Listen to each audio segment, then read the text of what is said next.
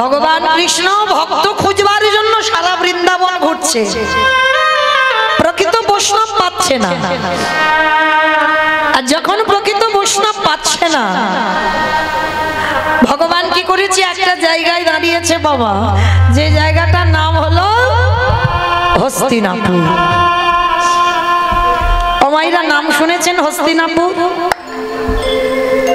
কিসে শুনেছেন? মহাভারত। মহাভারতে হস্তিনাপুর কুরুপক্ষে ছিলেন পিতামহ ভীষ্ম, আর পাণ্ডব পক্ষে ছিলেন ভগবান কৃষ্ণ। যখন কুরুক্ষেত্রের মাঠে যুদ্ধ হচ্ছে, দুর্যোধনের সৈনিকরা বারবার মরে যাচ্ছে একটা একটা করে প্রতিদিন যুদ্ধে।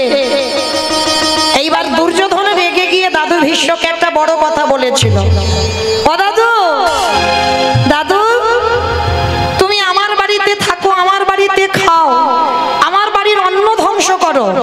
শুনেছি তোমার ইচ্ছা মৃত্যু, মনে করলে তুমি মরবে আর মনে না করলে তুমি মরবে না। তাহলে তুমি বলতে পারছো না যে কি করলে পঞ্চ পাণ্ডবরা নিধন হবে? কথাটা যখন বলল বাবা, ভীষ্মের মাথাতে লাগলো। দুর্যোধন, আজকে তুমি ভুলে যাচ্ছ কোলে পিঠে করে আমি তোমায় মানুষ করলাম, সারা জীবন ব্রহ্মচর্য পালন করে সারা জীবন সংসার না করে আমি নিজের হাতে কোলে পিঠে তোদেরকে মানুষ করলাম। তাহলে যাদের জন্য আমি বিয়ে থা করলাম না, যাদের জন্য আমি সংসারী হলাম না, সেই তোরাই বলছিস আমি অন্ন ধ্বংস করি? বেশ, আমি কথা দিলাম আজকের রাত 12টার সময় আমি ধ্যানস্থ হব। আর যখন আমি যোগ সাধনায় বসবো, দুর্যোধন তোমার স্ত্রীকে তুমি আমার কাছে পাঠিয়ে দিও। দিলে কি হবে দাদু? না, পঞ্চ পাণ্ডবদের মৃত্যু পান আমি তোমার স্ত্রীর হাতে তুলে দেব। বাবা, এই কথাটা শুনলে কার না আনন্দ হয়? পাণ্ডবদের মৃত্যুবান আমার স্ত্রী ভানুমতির হাতে আছে। আনন্দে গদগদ হয়ে একেবারে ছুটতে ছুটতে ভানুমতির কাছে গেছে। ও ভানু, ভানু! যেই না ভানু ভানু বলে ডাকছে, ভানুমতি বেরিয়ে এসেছে। কি গো, কি ব্যাপার? সন্ধ্যা হয়ে গেছে, এত রাত্রিবেলা তুমি তো কোনোদিন ভানু ভানু বলে ডাকো না, কি হয়েছে? ও ভানু, ভানু গো, যাও, আজকে না আমার দাদু তোমাকে একবার দাদুর ঘরে যেতে বলেছে। বলে কেন? বলে জানি না, তুমি একবার যাও, গেলেই বুঝতে পেরে যাবে। ভানুমতি তো শোনার সঙ্গে সঙ্গে চমকে উঠেছে। বলে তোমার মাথা ঠিক আছে তো? তোমার দাদু সংসার করেনি, বিয়ে থা করেনি, আর একটা যৌবন বয়সের নাত বউকে রাত 12টার সময় যেতে বলছে। আর তুমি কি না বলছো আমি যাব এই যৌবন বয়সের নাত বউ রাত 12টার সময়? শোনো, তোমার যদি ইচ্ছে করে তো তুমি তোমার দাদুর ঘরে যাও, আমি তোমার দাদুর ঘরে যাব না। আচ্ছা মায়েরা, এই কথাটা দুর্যোধন জানে, দুর্যোধনের স্ত্রী জানে যে ভানুমতি যেতে চাইছে না। আর কি কেউ জানে?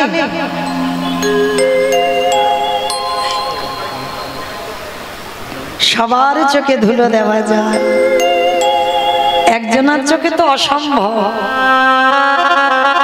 যে বেটা ওই মন্দিরের ভিতরে বাঁশিটা বাজাচ্ছে, সোজা না, সবাইকে দর্শন করছি কি করে দেখি হরি মঞ্চে বসে। কে আন ভাবনায় ডুবে আছে, কে কীর্তনে ডুবে আছে, কে হেসে গেল, কে কেঁদে গেল, কে গল্প করে গেল, সবটা ভগবানের হিসাব।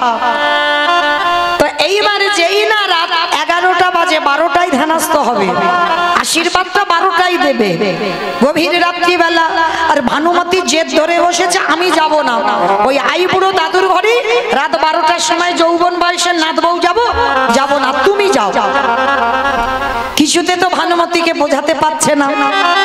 আর সেই সুযোগে ভগবান মনে মনে ভাবছে আমাকে একটা কাজ গোছাতে হবে। ভগবানের মতো চাতুরালী বাবা আর কেউ জানে কি গো? চালাকিটা অপরাধ, চাতুরালীটা না। ভগবান সর্বদা ভক্তের সঙ্গে চাতুরালী করে, চালাকি করে না। চালাকিটা অপরাধের মধ্যে পড়বে বাবা, চাতুরালীটা অপরাধ নয়। এইবার যেই না ভগবান কৃষ্ণ রাত 12টায় যেতে হবে, এখন বাজে রাত 11টা, আর 11টার সময় ভগবান গিয়ে দাঁড়িয়েছে সখীর দরজায়। বাবা মহাভারতে কৃষ্ণ কাকে সখী বলতো? দ্রৌপদী। আর আমার কৃষ্ণ, কৃষ্ণকে দ্রৌপদী সখা বলে ডাকতো। রাত 11টা বাজে ভগবান গিয়ে সখীর দরজায় ধাক্কা দিচ্ছে, সখী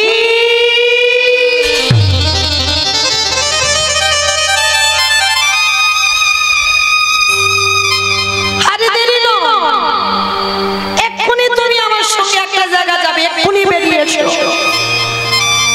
রাত 11টা বাজে বাবা, ভালো করে বুঝবেন মা, কোন পরপুরুষ যদি রাত 11টার সময় দরজা ধাক্কা দিয়ে বলে সখী তোমার সঙ্গে খুব দরকার, এক্ষুনি তুমি আমার সঙ্গে যাবে, কোনো প্রশ্ন নয়, আমি যেতে বলছি যাবে।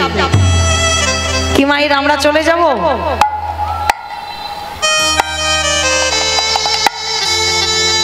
আমাদের কৈফিয়ত নেব না? এত রাত্রিবেলা কেন এসেছো, কি জন্য এসেছো, কেন যাব তোমার সঙ্গে, কত কৈফিয়ত। কিন্তু এটা জড় জগতের কৈফিয়ত। আপনারা কৈফিয়ত নেবেন, আমরা কৈফিয়ত নেব। কিন্তু দ্রৌপদী যে তত্ত্ব বুঝেছে, সেই তত্ত্ব আমরা এখনো বুঝতে পারছি। যে নারীর 5টা স্বামী ছিল থাকা সত্ত্বেও যখন কৃষ্ণ দয়াময় দরজায় রাত 11টায় ধাক্কা দিয়ে ডাকছে সখী উঠে এসো,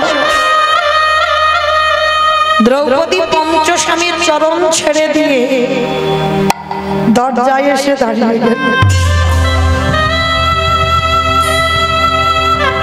মিলিয়ে দেখেন মা, যদি আমার ওই ছেলেটা একবার দরজায় দাঁড়িয়ে ডাক দেয়, আমি মৌমিতা বলতে পারবো আমার বাড়িতে ছেলেটা আছে, বাবা মা আছে, শ্বশুর শাশুড়ি আছে, তাদেরকে দেখবো, তারপরে তোমার ডাকে যাব।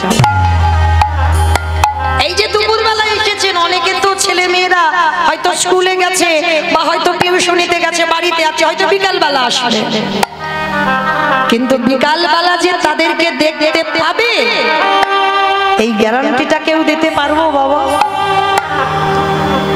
একবার যদি ঘরের মালিক এসে ডাক দেয় দুপুর 12টা, বিকাল 4টে, রাত 10টা, যে কোনো টাইমে যদি ঘরের মালিক ডাক দেয়, কেবল বন্ধু কেবল বান্ধব সকল মায়া ছিন্ন করে তারে চলে যেতে হবে। আমার ভগবান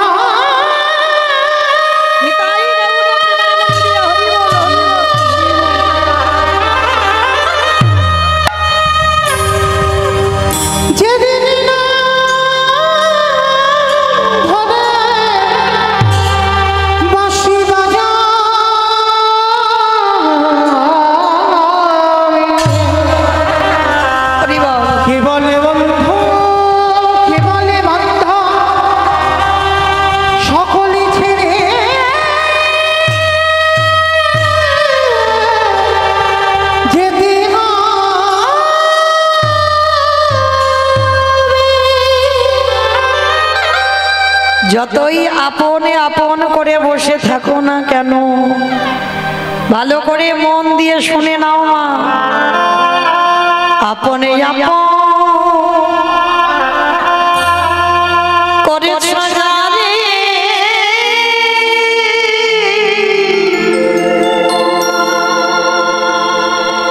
বন্ধু সে তো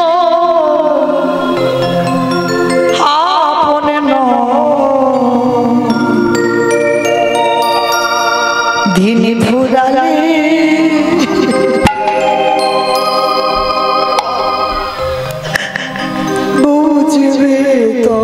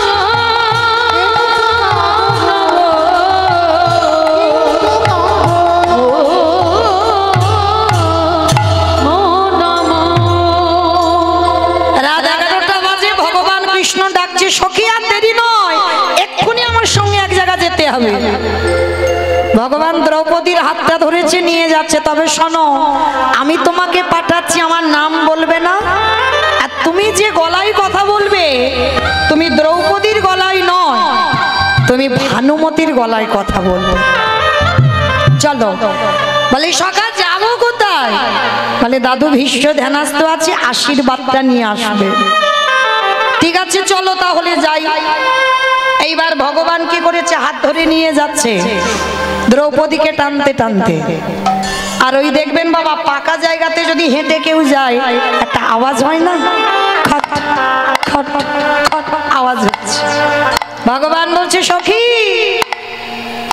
তোমার জুতো জোড়া একটু দরজায় খুলে দাও, খুলে তুমি খালি পায়ে যাও। ঠিক আছে সখা, তুমি যখন বলছো আমি জুতো জোড়া খুলে দিচ্ছি।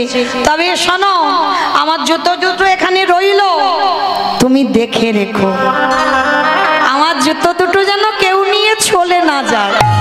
কেমন? তুমি আমার জুতো দুটো মনে এখানে বসে থেকো। চমকে উঠলো ভগবান, এ কত বড় ভক্ত, এ কেমন প্রেম, এ কেমন ভালোবাসা, যে আজকের আমার কাছে জুতো দায়িত্ব, এটা সম্ভব।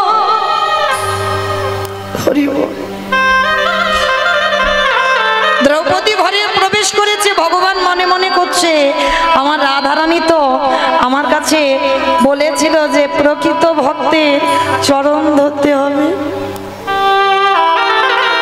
যাই একবার দ্রৌপদীর পদধূলাটা নিয়ে দেখি যদি ভক্তি আসে, জানি না তো, একবার পরীক্ষা করে দেখা যায়।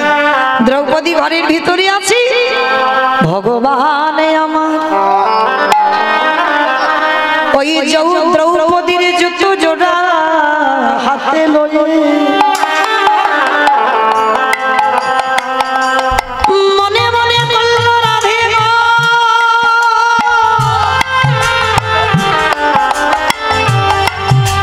এইবার আমি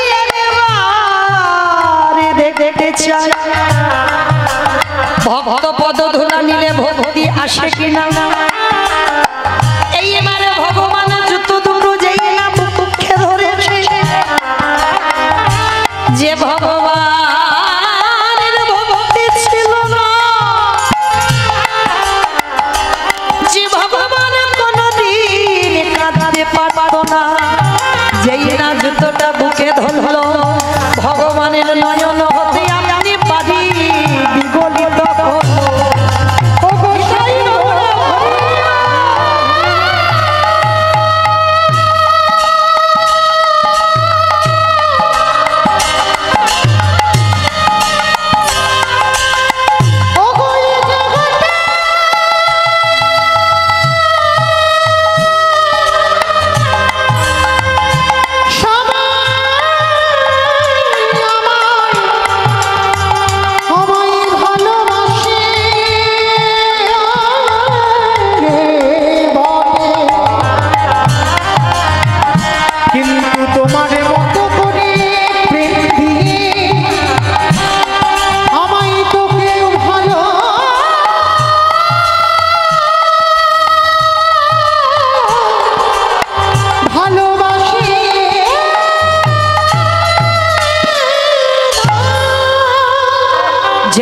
ভগবান বক্ষে জুতোটা ধরলো, জুতোর তলায় যে ধুলো ছিল কৃষ্ণের চোখের জলে পক্ষ কাদা হলো। ওই কাদা গড়াতে গড়াতে নাভি কমলে এলো, নাভি কমল থেকে জানো দেশে এলো, ওই জানো দেশ থেকে আজ ধরণীটা ভেসে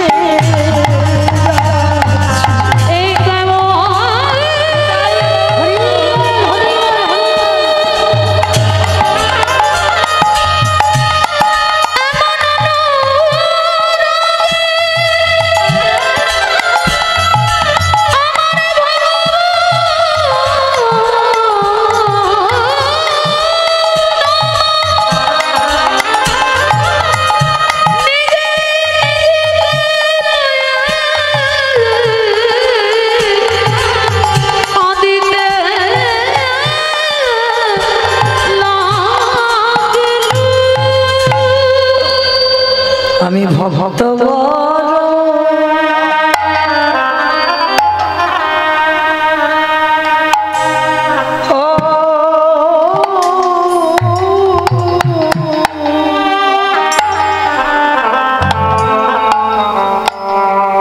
ভালো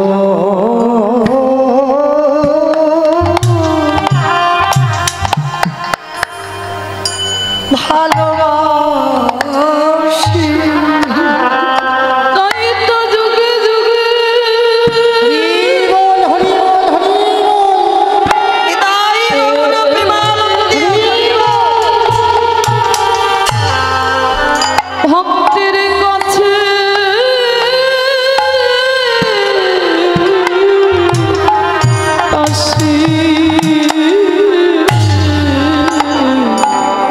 আমি যে ভক্ত বড়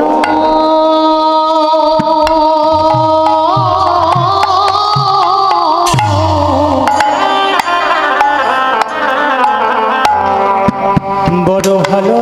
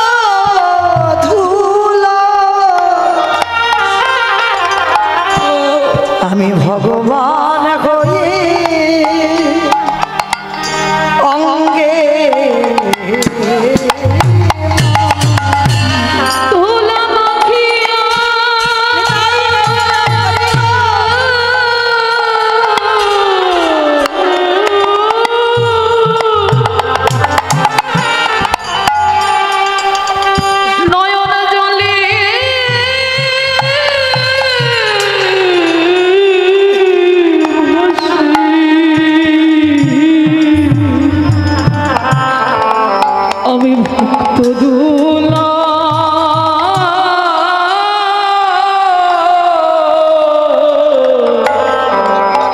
অঙ্গে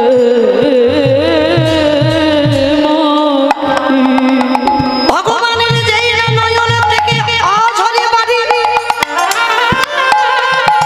যেদিন রাধা রানী বলেছিল বধূ কেঁদে দেখাও। হরি বল মা, বসো এখন, বসো বসো। যখন বলেছিল রাধা রানী গোবিন্দকে একবার কেঁদে দেখাও, সেদিন কাঁদতে পারিনি, কিন্তু আজকে যেই না দ্রৌপদীর জুতোটা বুকে নিয়েছে, আপনি থেকে ভগবান অঝরে কাঁদছে। ভগবান জুতোটা নিয়ে ছমকে উঠেছে। রাধে, তার মানে আজ আমি প্রমাণ পেলাম, প্রকৃত ভক্তির পদধূলা যদি অঙ্গে নেওয়া যায়, ভক্তি আসে। ভগবান কাঁদছে, দ্রৌপদী আড়াল থেকে দেখতে পেয়েছে কৃষ্ণ কাঁদছে। দ্রৌপদী এখনো যায়নি দাদুর ঘরে, কৃষ্ণের দিকে তাকিয়ে বলছে, সখা এটা তুমি কি করেছো? তুমি আমার জুতোটা চুরি করলে কেন? তুমি তো আমার কাছে জুতো চাওনি, তুমি চুরি করে জুতো ধরে লুকিয়ে লুকিয়ে ধরে কাঁদছো কেন? কি বাবা, ভগবানের কে বলছে আমার জুতোটা চাওনি, তুমি না বলে নিয়েছো, মানে চুরি করেছো। ভগবান অপলক নয়নে দ্রৌপদীর পানে চেয়ে আছে। সখী, আমি চুরি করেছি? হ্যাঁ তুমি চুরি করেছো, তুমি তো চাওনি আমার কাছে, তার মানে চোর। সখী, আমি তোমার কাছে জুতোটা চাইলে তুমি দিয়ে দিতে, কেন দেব না সখা? তুমি আমারে ভুলে যেতে পারো, আমি তো তোমায় ভুলি না। আমি অজনী সম্ভবা, আমার আগুন থেকে আমার জন্ম। যেদিন থেকে আমার জন্ম হয়েছে, আমার এই দেহ মন প্রাণটা সব তোমার চরণে দিলাম। তাহলে আমার সর্ব অঙ্গটা আমি যদি তোমার চরণে সমর্পিত হই, তাহলে কি আমার পায়ের দুটো জুতো আমার? আমার দেহটা যদি সমর্পণ, তাহলে আমার পায়ের জুতোটাও তো তোমার। কি মায়েরা, এরকম ভালোবাসা কেউ কোনোদিন ভগবানকে বেসেছো? জুতো পরে মন্দিরে যাওয়া যাবে না, বাঁধা আছে। ভালোবাসাটা তো সেই জায়গায় তৈরি করতে হবে। ভালোবাসা তারা করতে পারে যাদের বাবা ভালোবাসা তৈরি হয়েছে, আর যাদের ভালোবাসা তৈরি হয়নি, এ জীবনে কোনোদিন তাদের জীবনে ভালোবাসা হয় না। নিতাই গৌর। এইবারে যেই না দ্রৌপদী বলছে দাঁড়াও, তুমি নিজে নিলে কেন, আমি দিচ্ছি, জুতোটা তুলে ভগবানের মাথায় দিল। এইবার বলছে যাও দ্রৌপদী, আর দেরি কোনো, তাড়াতাড়ি যাও। এইবার দাদু ধ্যানস্থ আছে, দ্রৌপদী ঘোমটাটা টেনে দিয়ে দাদুর ঘরে গেছে। আর দাদু বুঝতে পারেনি, রাত 12টার সময় মাথায় হাত দিয়ে বর দিল, তোমার শীতের সিঁদুর, তোমার হাতের শাখা অক্ষয় থাকবে। আর যেই আশীর্বাদটা দেওয়া, অমাইরা শীতের সিঁদুর হাতের শাখা অক্ষয়, মানে যাতা ব্যাপার নয়, সারা জীবনে স্ত্রী হয়ে থাকবে। এইবার যেই না এই আশীর্বাদ পেয়েছে, দ্রৌপদী একেবারে আনন্দে লাভ। আমার এত ভালো আশীর্বাদ, আর নকল গলা থাকে, আর দ্রৌপদীর গলাটা বেরিয়ে গেছে, মানে আনন্দে নেচে উঠেছে, দ্রৌপদীর কণ্ঠ বেরিয়ে গেছে, ধরা পড়ে গেছে। এবার যেই না ভীষ্মের কাছে ধরা পড়ে গেছে, ভীষ্ম তো ধ্যানস্থ ছিল, চমকে উঠেছে, কি এটা তো দ্রৌপদীর গলা। নয়ন মেলে দেখে না দ্রৌপদী দাঁড়ায় আছে। একই সত্যি করে বলো, কে তোমারে এখানে পাঠিয়েছে? আর দেখবেন মা, চোর যখন ধরা পড়ে যায়, কারণ গোয়েন্দাগিরি না হলে চুরি ডাকাতি হয় না। এইটা মনে রাখবেন। কারা কতটুকু কাদের অভিজ্ঞতা আছে আমার জানা নাই, তবে আমার অভিজ্ঞতা খুব ভালো করে আছে। গোয়েন্দাগিরি না হলে চুরি ডাকাতি হবে না। আর যে গোয়েন্দাগিরি করবে বাবা, সে কোনোদিন চুরি করতে ঢুকবে না। সে তো বলে দেয় কোথায় টাকার বাক্স আছে আর কোথায় গয়নার বাক্স আছে। সে চুরি করে না, চুরি করায়। আর যে গোয়েন্দাগিরি করে সে বাইরে দাঁড়িয়ে দাঁড়িয়ে বলে দেয়। যদি বলো মৌমিতা তোমার এত অভিজ্ঞতা হলো কি করে? বাবা 2-4 বার ডাকাতি হয়ে গেছে, চুরি বাপের বাড়ি। মাঠের ধারে বাপের বাড়ি তো হয়েছে অনেক, কারণ ছোটবেলা থেকে মা কীর্তন করতো। তা কোথায় টাকার বাক্স আর কোথায় গয়নার বাক্স, মানে দিদির বিয়ে দেবে বলে গয়নাগাটি সব রেডি হয়ে গেছে। তার মানে সে যে চুরি করিয়েছে সে ভালো করে জানে যে সোনা গয়না তৈরি হয়ে গেছে, এইবার চুরিটা করতে হবে। হ্যাঁ, তা এইবার দেখেন চুরিটা কি করে হলো। দুটো ঘর ছিল অনেকদিন আগে, সেই দুটো ঘরে একটা ঘরে আমাদের সবার দিয়ে বন্ধ করে দিয়েছে, আর যে ঘরে টাকা গয়না আছে একই জায়গা ছিল। বারবার যে গোয়েন্দাগিরি করছে আমরা শুনতে পাচ্ছি কানে, বারবার ওই কোঠের আড়াল থেকে বলছে ওই যে খাটের তলায় যে বাক্সটা ওই বাক্সের কাছে যা। তার মানে গোয়েন্দাগিরি তো করেছে, তবে তো চুরি ডাকাতি হয়েছে। তা আমার ভগবান তো চোরের মাস্টার, চোরের সর্দার। তা বারবার দ্রৌপদীকে জিজ্ঞেস করছে ভীষ্ম কে তোমাকে পাঠিয়েছে, আর এদিকে ভগবান আড়াল থেকে বলছে বলবে না, আমি যে পাঠিয়েছি বলবে না। আর বারবার চোর ধরা পড়ে গেছে, দরজার দিকে তাকাচ্ছে। ভীষ্ম বলছে ওই দিকে কি দেখছো, আমার দিকে চেয়ে বলো কে তোমারে পাঠিয়েছে। আর ওদিকে ভগবান তো বলছে বলবে না। দ্রৌপদী কোন দিকে যাবে বলতে পারছে না, কিন্তু ভীষ্ম কি বাবা সত্যি জানে না? যার ইচ্ছা মৃত্যু, আজীবন ব্রহ্মচর্য পালন করলো, তার ভজন কতটা সে জানে না? সে জানে না বাবা যে আজকে কিসের জন্য ভগবান বাইরে দাঁড়িয়ে আছে। বিবেক বলছে দংশন করছে। বিশ্বদেবে এক পা দুপা করে যেই না গিয়ে দাঁড়াইছে, দেখে না কৃষ্ণ ভীষ্ম করজোড় করে বলছে কৃষ্ণ দরজা তো খোলা ছিল, তা দ্রৌপদীকে যেতে বললি, তা তুই বাইরে কেন, তুই ভিতরে ঢুকলি না? ভগবান মুচকি হেসে বলল ভীষ্মদেব আমি সবার দরজার ধারে দাঁড়িয়ে আছি, যে জন ডাকার মতো ডাকিতে পারে, যে জন ভালোবাসার মতো বাসিতে পারে, আমি ভগবান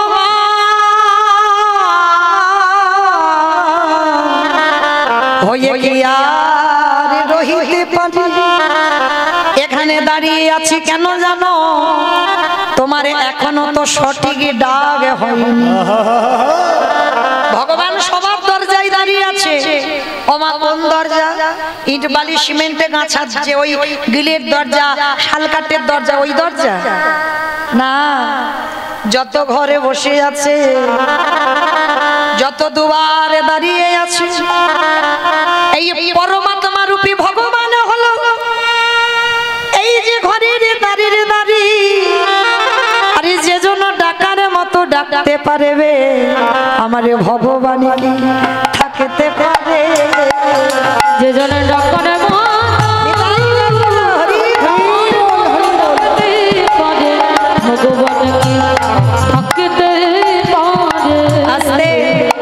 এইবারে যেই না ভীষ্ম বলছে কৃষ্ণ আসবি না, ঠিক আছে আজকের এখানে দাঁড়িয়ে আছিস থাক, কিন্তু কথা দে কৃষ্ণ যেদিন আমার নিদানের সময় হবে, চারিজনা বাঁশির দোলায় করে নিয়ে যাবে কৃষ্ণ রে, সেদিন এমনি করে দাঁড়ায়ে যেদিনই আমার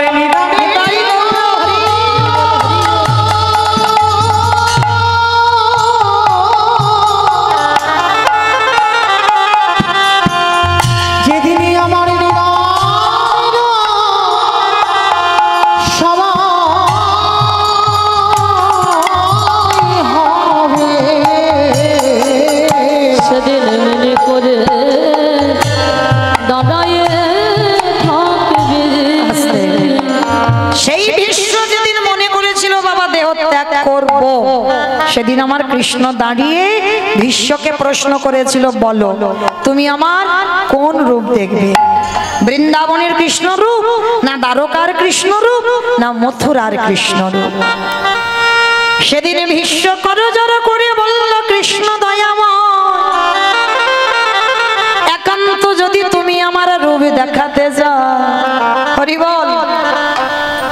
মথুরার কৃষ্ণ নয়, ওই দ্বারকার কৃষ্ণ নয়, বৃন্দাবনের কৃষ্ণ নয়। তাহলে কোন রূপ দেখবে? সবাই তোমার বৃন্দাবনের রূপটা ভালোবাসে। গোপবেশ্বর বেণীকর শ্যামে নব কৈশোরে নটবর। আর তুমি বলছো ওই রূপ দেখবে না। বলেন না, আমি ওই রূপ দেখবো না। তাহলে কোন রূপ দেখবে? কৃষ্ণ রে দেখাবি, আমি যে রূপ দেখতে চাই। বললাম তো দেখাবো, আমি কথা দিয়েছি তোমার সরসজ্জার পাশে মৃত্যুর সময় আমি তোমার দর্শন দেব। বলো কোন রূপ দেখবে? কৃষ্ণ রে ওই কুরুক্ষেত্রের রণাঙ্গনে ওই যে অর্জুনের সারথি হয়ে দাঁড়ায় রইলি।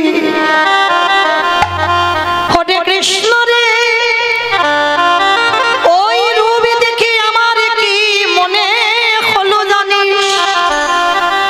সত্য ত্রেতা দাপরেতে আমি যুগে যুগে দেখলাম ভক্ত ভগবানের চরণে নিচে বসে কাঁদে। আরে কুরুক্ষেত্রের রণাঙ্গনের সামনে থেকে দর্শন করলাম অর্জুন দাঁড়িয়েছে উপরে, তুই ঘোড়ার লাগাম ধরে নিচে অর্জুনের চরণ তলে আছিস। আমার দেখে কি অনুভব হলো জানিস? ওরে ভগবান ধরে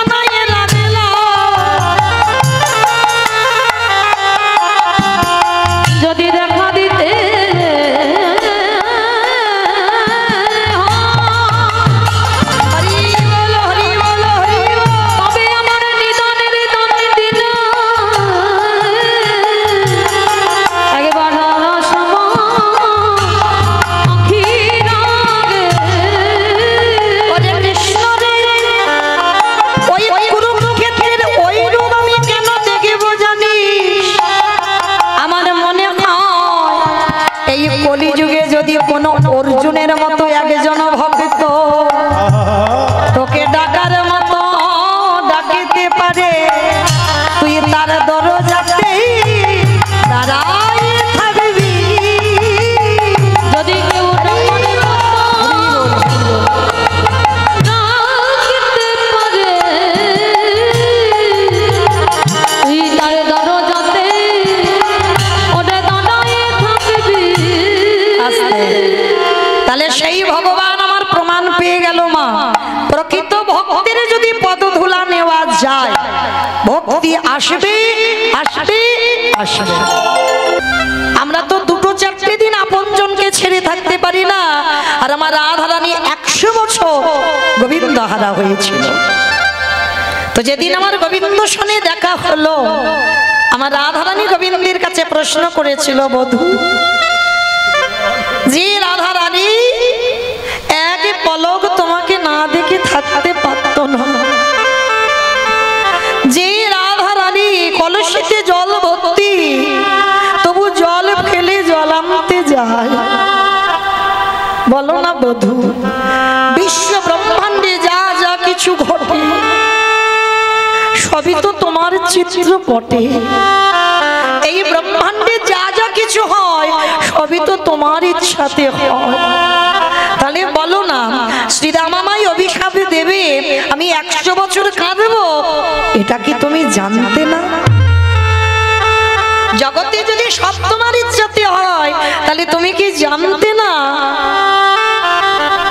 যে রাধারানীকে শ্রীরাম অভিশাপ দেবে? কেন করলে বধূ? গোবিন্দ আমার হেসে বলেছিল, রাধে গো,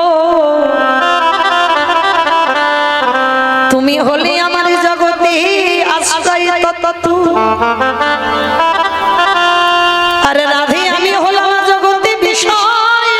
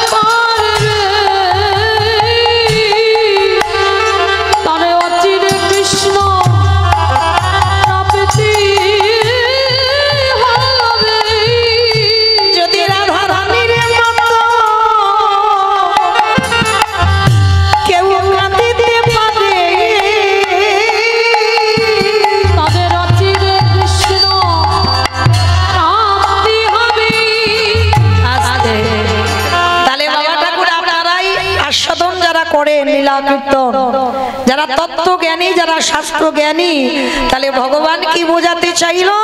নিজে আচরণ করে সমাজকে শেখাও। তার জন্য তো 100 বছর রাধারানী কাঁদলো আশ্রয় হয়ে। চৈতন্য মহাপ্রভু নিজে ভক্ত হবে অঙ্গীকার করে নদিয়ায় এসেছিল, নবদ্বীপের মাটিতে। আমি ভক্ত অঙ্গীকার নিয়ে আমি নিজে কৃষ্ণ বলে কাঁদেব, আমি নিজে রাধা বলে কাঁদেব। আচ্ছা মা, একটা 24 বছরের ছেলে 60 বছরের মায়ের পা ধরতে পারে, এতে অসুবিধা নাই। একটা 24 বছরের ছেলে 80 বছরের বাবার পায়ে ধরতেই পারে, এতেও অসুবিধা নাই। কিন্তু যিনি বিশ্বের স্রষ্টা মালিক ভগবান, তিনি ধুলায় গড়াগড়ি দিয়ে বলবে কেন তোরা কৃষ্ণ বল। ভগবান হয়ে ধুলা মাখবে কেন? ভগবান এই ধুলাটা কেন মেখেছে জানো মা? এই প্রশ্নের উত্তরটা পেতে গেলে একটু গোলক বৃন্দাবন যেতে হবে। ওই গোলক বৃন্দাবনে শ্রীমতী রাধারানী অষ্টসখী সঙ্গে নিয়ে বসে আছেন। ভালো করে শুনবেন মা, মন দিয়ে। লীলাপালা তো সবার জানা, তাই না? আমার থেকে আপনারা বেশি জানেন। তাহলে মানে লীলা লীলা গাইতে হবে, পালা নয়। একটা সারা হয়েছে, একটা বাকি আছে। তাহলে মনে করো মা, এই ভগবান হয়ে ধুলা মাগলো কেন? গোলক বৃন্দাবনে শ্রীমতী রাধারানী যেদিন অষ্টসখী সঙ্গে নিয়ে বসে আছেন, প্রাণ গোবিন্দ আমার রাধা চরণতলে গিয়ে বলছে, রাধে ও রাধে, তোমার সঙ্গে আমার কিছু কথা ছিল। বেশ, বলো বধূ কি কথা? আচ্ছা রাধে, এই জগতে হাজার হাজার ভক্ত আছে, লাখ লাখ ভক্ত আছে, কোটি কোটি ভক্ত আছে, ভক্তির অভাব নাই। কিন্তু রাধে, এই যে লাখ লাখ কোটি কোটি ভক্ত আমাকে পাওয়ার জন্য কাঁদে, কিন্তু জানো রাধে, আমি তাদের হাজার হাজার ডাকে একবারের জন্য সাড়া দিই না। কিন্তু রাধে গো, তুমি তোমার আর 8 জন সখী যদি একবার প্রাণে বধূ বলি ডাকো, আমি ভগবান হয়ে পৃথিবীর যে প্রান্তে থাকি না কেন, আমি তৎক্ষণাৎ আমি তোমার চরণে হাজির আছি। তাহলে বলতে পারো রাধে, জগতের ভক্তরা আমায় ডাকে, আমি তাদের ডাকে যাই না, আর তুমি আর তোমার 8 জন সখী একবারে যদি কৃষ্ণ বলো, আমি মন্ত্রপুত ফণির মতো, মণিহারা ফণির মতো আমি পাগল হয়ে রাধে তোমার কাছে কেন আসি? রাধারানী শুনে হাসছে আর বলছে, বধূ বুঝবে না, কারণ সে বোঝার শক্তি তোমার এখন হয়নি, সে বোঝার ক্ষমতা তোমার এখন হয়নি। বলি রাধে তুমি বলো কি? আমি এতে চাংশুকলা পুংস কৃষ্ণেস্তু ভগবান স্বয়ং, ভাগবতী শ্লোক। আমার মধ্যে ঐশ্বর্য বীর্য যশ শ্রী জ্ঞান বৈরাগ্য ষড়ৈশ্বর্যপূর্ণ ভগবান। আমি 16 কলায় পরিপূর্ণ, অনিমা মহিমা প্রাপ্তি প্রকম্মা লঘিমা ঈপ্সিতা কামা বসিতা স্থিতি ঐশ্বর্য বীর্য যশ শ্রী জ্ঞান বৈরাগ্য লীলা কৃপা। আমি 16 কলায় পরিপূর্ণ, আমি 64 গুণাধিপতি কৃষ্ণ। আর আমি কিনা তোমাদের মতো 4 আঙ্গুল নারীর কথা বুঝবো না?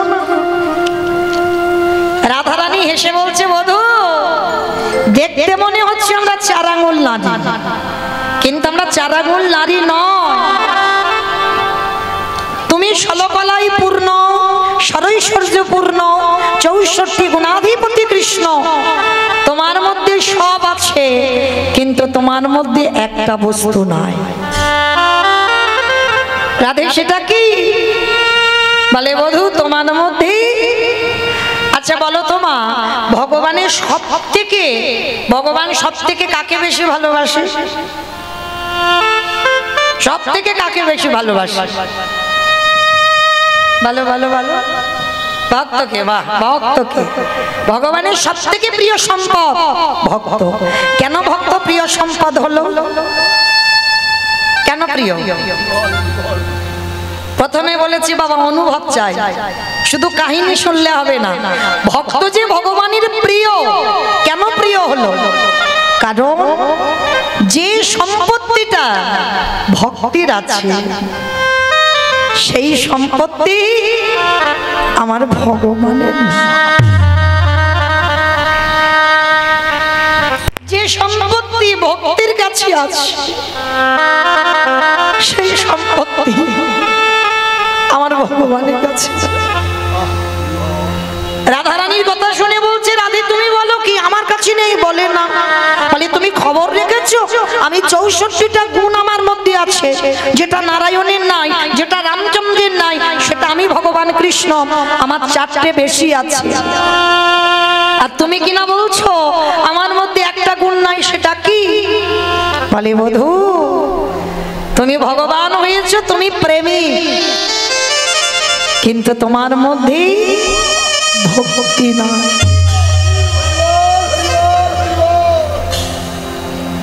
ভক্তি নাই তোমার। গোবিন্দ আমার বললেন অসম্ভব, আমার ভক্তি আছে। ওই 64টা গুণের মধ্যে ভক্তি পড়ে যায়, ওখানেই ভক্তি আছে। বলে না, ভক্তি যদি থাকবে কই একটু দাঁড়িয়ে দাঁড়িয়ে বধূ কেঁদে দেখাও তো দেখি। আমি মানলাম তোমার ভক্তি আছে, কই একটু দাঁড়িয়ে দাঁড়িয়ে কাঁদো। গোবিন্দ আমার করজোর করে বলছে, রাধে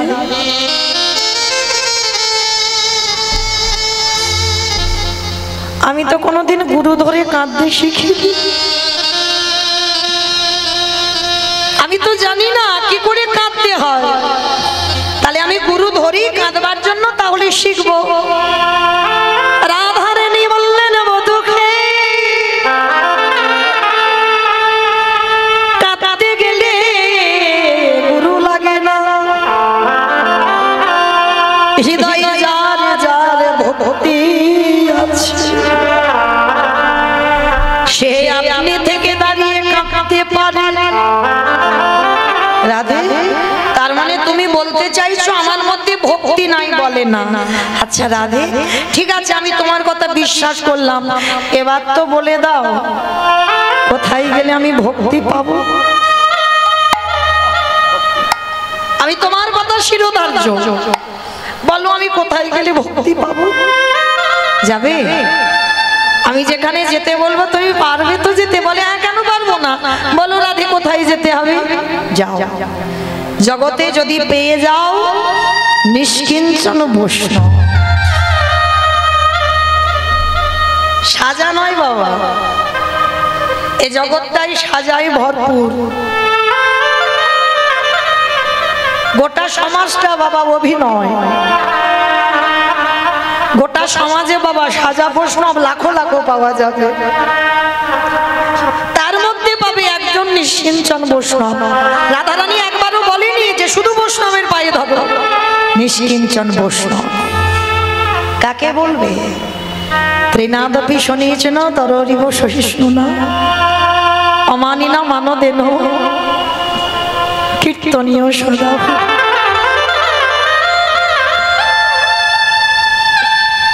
ঘাসের থেকে হৃদয়টাকে আরো নরম করে দাও। এই যে বৃষ্টি হয়ে গেল, দেখো গাছ দাঁড়িয়ে আছে, গাছ একবারও বলেনি তোমরা মাথায় ছাতা ধরেছো, আমার মাথায় একটু ছাতা দাও। মাঝে মাঝে কত রোদ, গাছ ওই গরমে দাঁড়িয়ে আছে, ওই রোদে দাঁড়িয়ে আছে, গাছ বলে না আমাকে একটু এসি লাগিয়ে দাও, একটু পাখা লাগিয়ে দাও, কারণ আমি তো তোমাদের কত কত অক্সিজেন দিচ্ছি। গাছ কোনোদিন অহংকার করে না বাবা যে আমি তোমাদের এত কিছু দিচ্ছি, যেটার জন্য তোমরা বেঁচে আছো, তবু তোমরা মূর্খ জীব আমার ডালপালাগুলো কেটে দিচ্ছ, ছিটে দিচ্ছ। বৈষ্ণবে যে হবে তার এইভাবে সহিষ্ণুতা অর্জন করতে হবে। হাজার কটু কথা বলবে, হাজার কলঙ্ক রটবে, হাজার কটু ভাষা বলবে, তবু বাবা তোমাকে দাঁড়িয়ে থাকতে হবে কেন?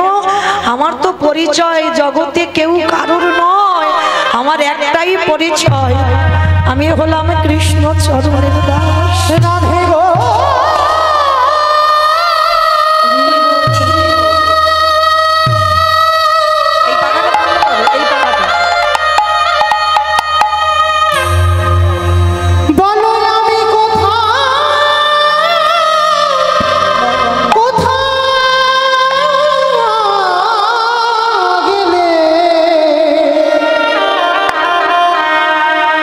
শুদ্ধ ভক্ত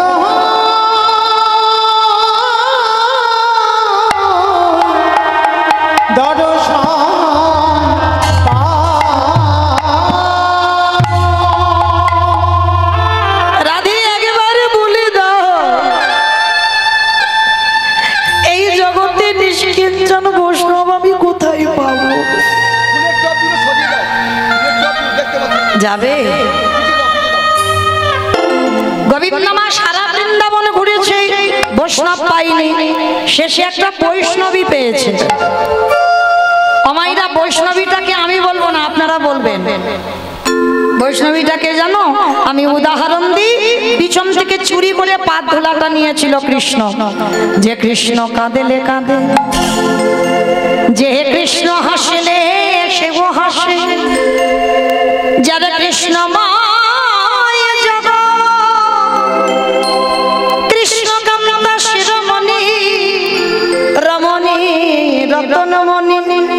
ভুজঙ্গহারা ভুজঙ্গিনী প্রেমে সমগ্রের মোলালিনী গাম্ভীর্যশালিনী।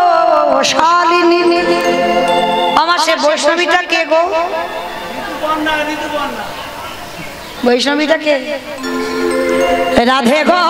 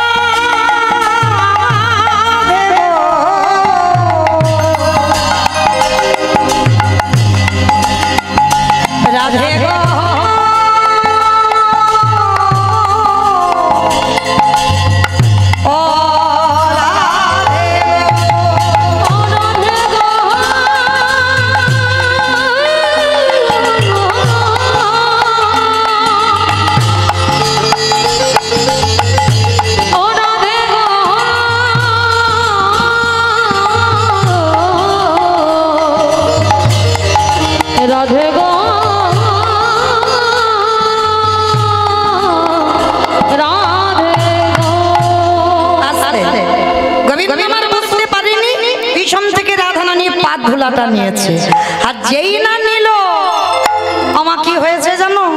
কালো ছিল ফর্সা হলো, কালো ছিল ফর্সা হলো, মূর্খ ছিল পণ্ডিত হলো, মূর্খ ছিল পণ্ডিত হলো, চোরে ছিল সাধু হলো, চোরে ছিল সাধু হলো, বাঁকা ছিল সোজা হলো, বাঁকা ছিল সোজা হলো।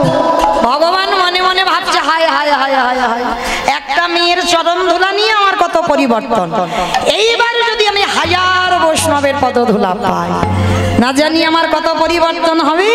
তাই ভগবান লোভে পড়ে শ্রীরাধা প্রণয় মহিমা কৃতিশ বানৈব সত্য জনাদ্ভূত মধুরিমা কৃতিশ বামুদীয় সৎপঞ্চস্য মদন ভাবত তদ ভাবাড্ড সমজনী শচী গর্ভ সিন্ধু হরিন্দ গোবিন্দের গো আরে শ্রীমতী রাধা রানীর রানী। হাজার বৈষ্ণব কোথায় পাবো? এই নদিয়াতে কোদায় হলো মুখের রাধা বলে, এই নদিয়াতে এসে দাঁড়ালো। ও মাইরা, তাহলে আপনারা কত ভাগ্যবতী, কত ভাগ্যবান। ব্রজ ছেড়ে দি হাজার হাজার ভক্ত পাবে বলে এই নদিয়ার মাটিতে এসেছে, আর এসে কি করলো? কেহ বলে পুরবীতি রাম নব ভিলা, কেহ বলে পুরবীতি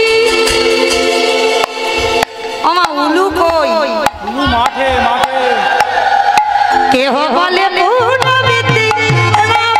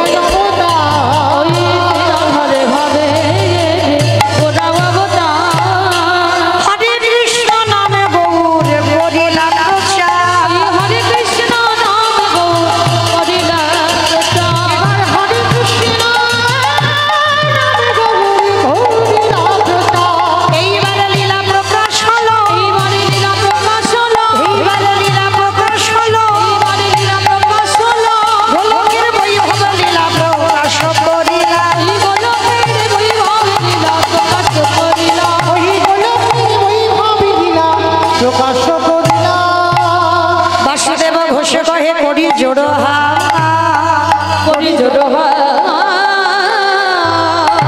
ওগো জেগেই গো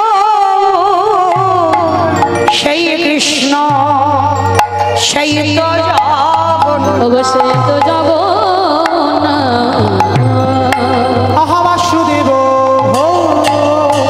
সে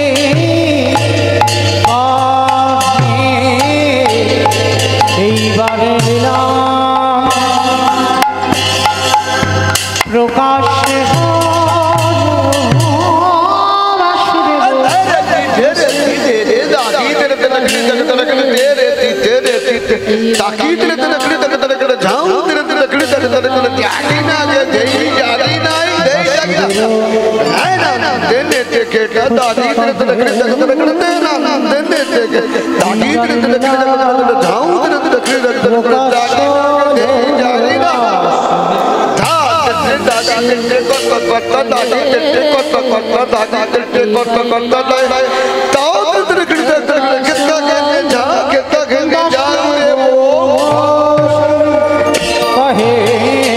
এইবারে লীলা প্রকাশ হলো বাসুদেব বসে কহে এইবার লীলা প্রকাশ হলো বাসুদেব বসে কহে এইবার লীলা প্রকাশ হলো বাসুদেব বসে কহে এইবার লীলা প্রকাশ হলো বাসুদেব বসে কহে এইবার লীলা প্রকাশ হলো রে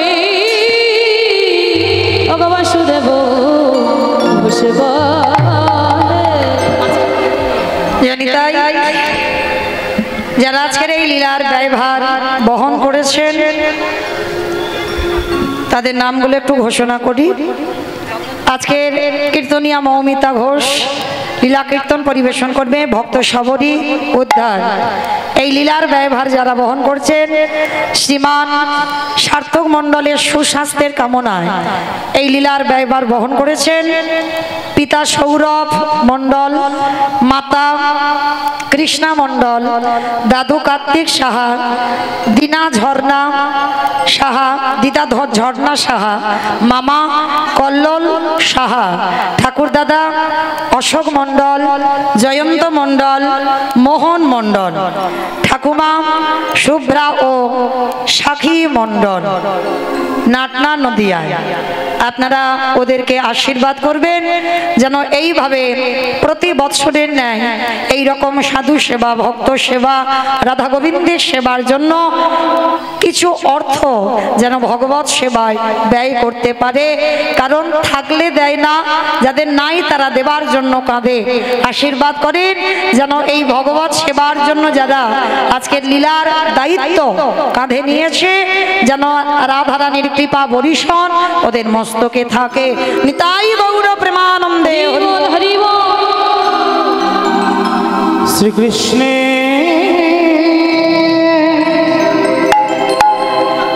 যাতে গো খেলা সর্বোত্তম নরলীলা নরবধূ তাহার গোপবেশ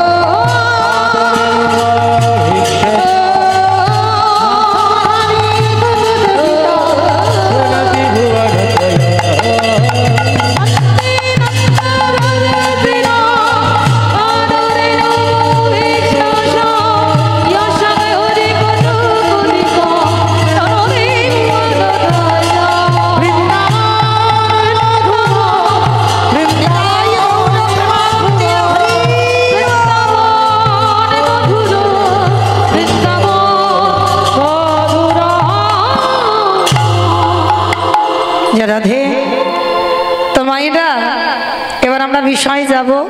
তো তার আগে সবাই মিলে যখন চলে যাচ্ছি বিষয় আশ্রয় ছিলাম, বিষয় যাব। তো সবাই একবার দেখি প্রেম সে বলেন গৌর সুন্দরী কি,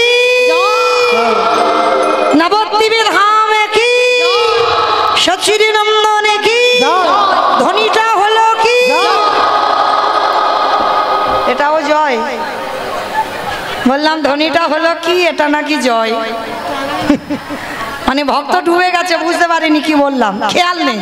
মানে জয় দিচ্ছি, জয় জয় জয়, সব জয়। আমা আমি বললাম, জিজ্ঞেস করলাম ধ্বনিটা হলো কি, জয় নয়, ধ্বনিটা হলো না। একটু প্রেম সে দাও, এত জোরে ধ্বনি দাও, কত দূর শোনা যাবে? করিমপুর চলে যাবে, ওদিকে জলঙ্গি যাবে। করিমপুর যাবে তো খুব একটা দূরে নয় আমার। আচ্ছা করিমপুর গেলেই হবে। আচ্ছা দেখি আবার, দেখি আমার নিতাই চাঁদ গৌর চাঁদের মতো হাত দুটো তোলো সবাই। বাহ, কই একবার প্রেম সে সবাই বলবেন, গলাটা ছেড়ে দিয়ে কেমন। কই দূরে আমার চেয়ারে দাদা ভাইরা বসে আছেন, চরণ ধরে নিবেদন সবাই তোলেন। হাই ভগবান, আমার কমিটি দাদারা তোলেন হাত। কই যারা কীর্তন চালাচ্ছে তাদের হাত নাই, চলো বেশ একসঙ্গে বলো গৌর সুন্দরী কি, নবদ্বীপের ধামে কি, সচির নন্দনে কি, বিষ্ণু প্রিয়া কি, নিতাই চাঁদ কি, ভক্তবৃন্দ কি, হরিবাসর ধামে কি, সাধু গুরু বৈষ্ণব কি, আপন আপন গুরুচরণ কি, কমিটি ভাই সব কি, হরিনাম যজ্ঞ কি, মহাপ্রসাদ কি, আজকের আনন্দ কি, নিতাই গৌর প্রেমানন্দে। বেশ চলো এবার একটা ভজন গাইতে গাইতে একটু বিষয়ে প্রবেশ করি, কেমন? কি একটা ভজন হবে তো? বাহ। তবে মা আজকে রিহার্সাল দিয়ে যাচ্ছে, কালকে দুপুরবেলা ফাইনাল নেব, মানে আছে তো। কাল আমার লীলা হবে সূর্য পূজা, তার মানে আজকের আমি রিহার্সাল দিচ্ছি, কালকের ফাইনাল। কেমন? আজকের একটু মোটামুটি কম বেশি দিলে হবে, কিন্তু কালকের আর ছাড়া নয়, মনে থাকে জানো। কই দেখি এবার একটু উলুধ্বনি দাও। সুরধ্বনির কিনারা সোনার নুপুর দিয়া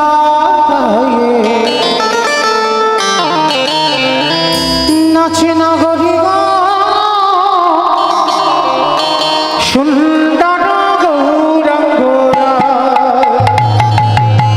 সুরধনির কিনারা সোনার নুপুরে দিয়া কয় নাচে নগরীরা সুন্দর গৌরাঙ্গরা। সুরধ্বনির কিনারা সোনার নুপুর দিয়া কয় নাচে নগরীরা সুন্দর গৌরাঙ্গরা। ওই সুরধনির কিনারা সোনার নুপুরে দিয়া কয় নাচে নগরীরা সুন্দর গৌরাঙ্গরা। নাচে সুন্দর নাচে সুন্দর নাচে সুন্দর গৌরাঙ্গ ভাই নগরীরা সুন্দর গৌরাঙ্গরা।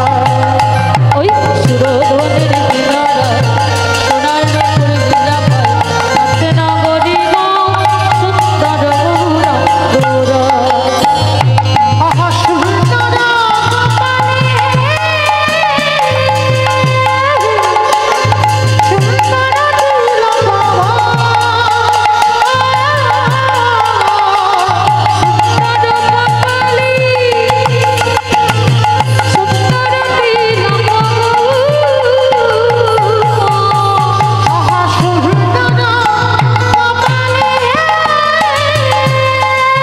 আস্তে।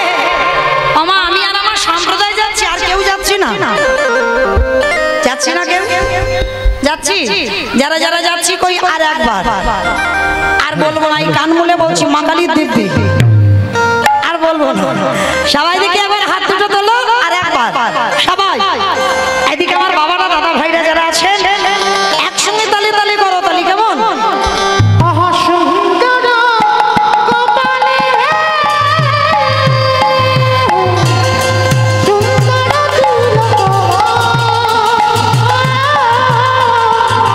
সুন্দর কপালি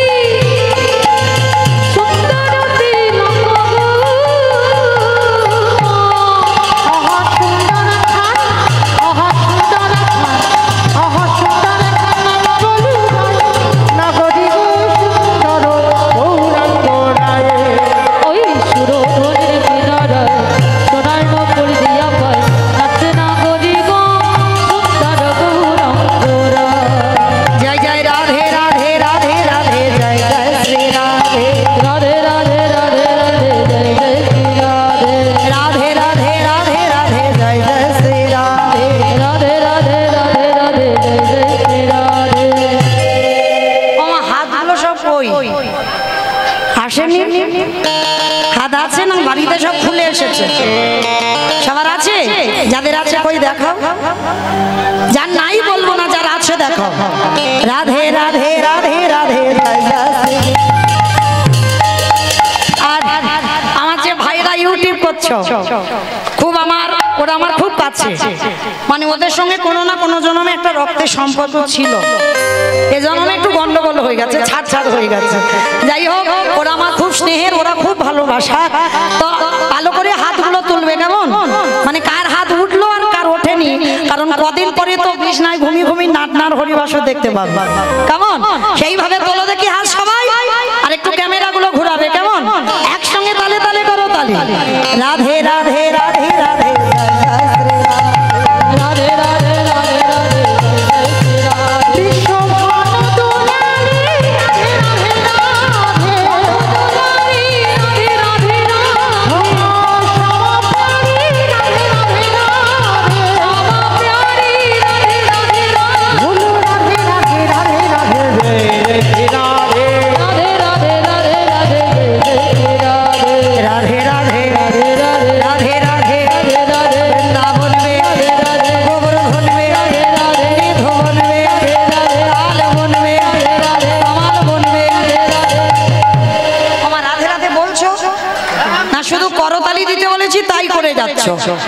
রাধে রাধে বলছো, কই দেখি আওয়াজটা একটু জোরে জোরে করো, তোমরা কেউ দেবে না। রাধে রাধে রাধে রাধে রাধে রাধে বৃন্দাবন में गोवर्धन में ओ निधुवन में ओ तालवन में कमल वन में ऊंचा गांव में बरसाना में राधा कुंड में ओ श्याम कुंड में हरिद्वार में